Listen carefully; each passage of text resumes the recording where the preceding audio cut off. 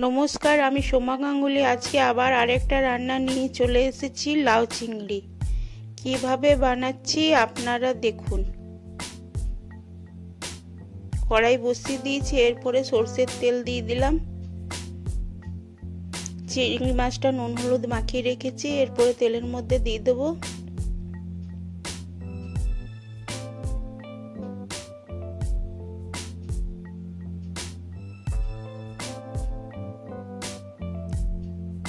ভালো করে চিংড়ি মাছটা লাল লাল করে ভেজে নেব। ভালো করে এপিট উপিট করে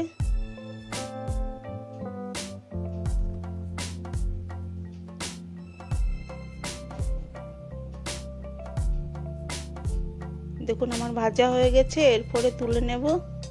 কি সুন্দর চিংড়ি মাছটা দেখুন ভাজা হয়ে গেছে। আবার সরষের তেল দিয়ে দেব।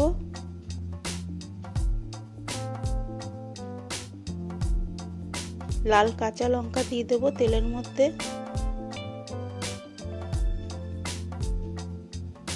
একটু কালো জিরে দিয়ে দিলাম।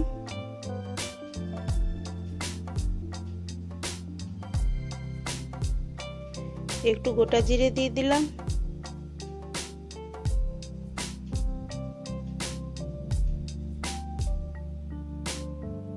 আদা টমেটো পেস্টটা দিয়ে দিলাম। এরপর পেঁয়াজগুলো কুচনো দিয়ে দিলাম।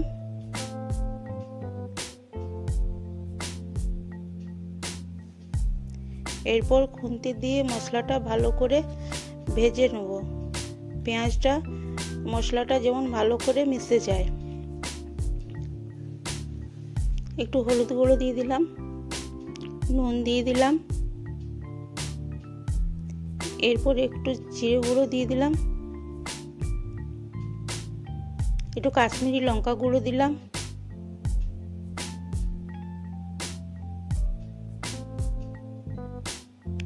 এরপর খুন্তির সাহায্যে ভালো করে মশলাটাকে কষে নেব। দেখুন আমার মশলাটার থেকে কেমন তেল বেরোচ্ছে। মশলাটা আমার ভালো করে দেখুন ভাজা হয়ে গেছে। এরপর একটু নারকেল কোড়ানো দিয়ে দিলাম। আবার মশলার সঙ্গে নারকেল কোড়ানোটা ভালো করে মিশিয়ে নেব। দেখুন কি সুন্দর মেশানো হয়ে গেছে, মশলাটাও ভাজা হয়ে গেছে। ভালো করে ভাজতে হবে। এরপর কড়াইয়ের মধ্যে লাউটা দিয়ে দিলাম। এরপর আবার লাউটার সঙ্গে মশলাটাকে ভালো করে ভেজে নেব। ভালো করে খুন্তির সাহায্যে ভালো করে নেড়ে চেড়ে নেব। এরপর একটু চিনি দিয়ে দিলাম।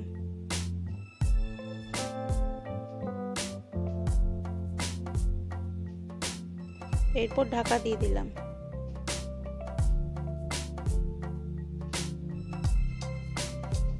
দেখুন আমার লাউ তরকারিটা কি সুন্দর হয়ে গেছে। এরপরে চিংড়ি মাছগুলো দিয়ে দেব, ভেজে রেখেছিলাম যেগুলো। আবার খুন্তির সাহায্যে ভালো করে নাড়িয়ে নেব। দেখুন লাউ তরকারিতে জল দিতে হয় না, ভাপেই সিদ্ধ হয়ে যায়। দেখুন ভালো করে নাড়িয়ে চাড়িয়ে নেব। আবার ঢাকা দিয়ে দেব। দেখুন আমার লাউয়ের তরকারিটা কি সুন্দর হয়ে গেছে। আবার ভালো করে নাড়িয়ে চাড়িয়ে নেব। এরপরে তুলে নেব। আপনাদের যদি ভালো লাগে লাইক সাবস্ক্রাইব কমেন্ট করবেন। এইভাবেই আমার পাশে থাকুন। থ্যাংক ইউ, ধন্যবাদ।